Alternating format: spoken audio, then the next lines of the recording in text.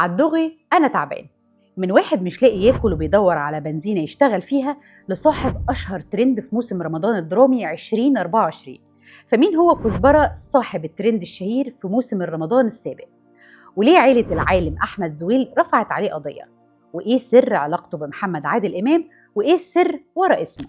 خلال موسم رمضان السابق 2024 خطف الفنان كزبرة الأنظار في تاني تجربة تمثيلية ليه بمسلسل كبرى أمام الفنان محمد عادل إمام بشخصية سيد سيكا. قدر كزبرة إنه يحقق نجاح كبير مع عرض الحلقات الأولى بخفة دمه وحسه الكوميدي في مشاهده مع كبرى وهو الفنان محمد عادل إمام، واشتهر بإفيه عالدغري أنا تعبان. عالدغري انا تعبان. عالدغري انا تعبان. فمين هو بقى كزبرة؟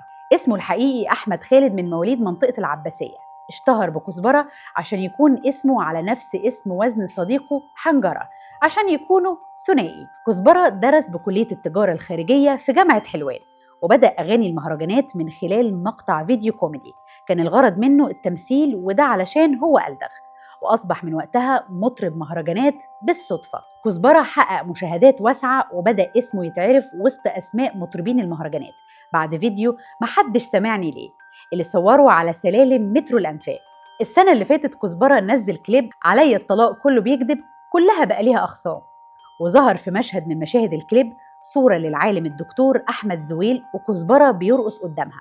أسرة الدكتور زويل لجأت وقتها لنقابة المهن الموسيقية عشان يتم اتخاذ إجراء ضده، معبرين عن غضبهم من اللي عمله كزبرة وإنه أساء لرمز من رموز مصر، عشان تقرر نقابة المهن الموسيقية وقتها بإصدار قرار يمنعه من الغنى، رغم إنه ظهر في فيديو قدم فيه اعتذار لأسرة الدكتور زويل ولنقيب الموسيقيين مصطفى كامل. كزبرة كان طلع في فيديو بعد قرار منعه من الغنى بيعبر فيه عن استيائه من القرار وإنه مش لاقي شغل، وإن كتير من رواد مواقع التواصل الاجتماعي بيقولوا إن معاه ملايين ضخمة حصل عليها من أرباح المهرجانات اللي غناها. وقال طب بذمتكم ده منظر واحد معاه 10 مليون جنيه؟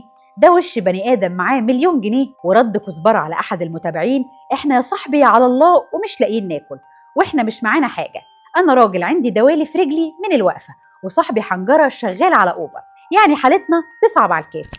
المرحوم حلمي بكر كان اتريق على اسم كزبرة بعد ما طرده من برنامج هنية والنجوم، وده لما طلبت المذيعة من كزبرة إنه يغني على الهوا في حضور حلمي بكر، ولكن كزبرة تحجج بإن الأورج مش شغال، فطلب منه بكر إنه يغني بدون موسيقى. وقتها كزبرة غنى من غير موسيقى، وأول ما غنى كلمتين من أغنيته وقف عن الغنى وفضل يضحك.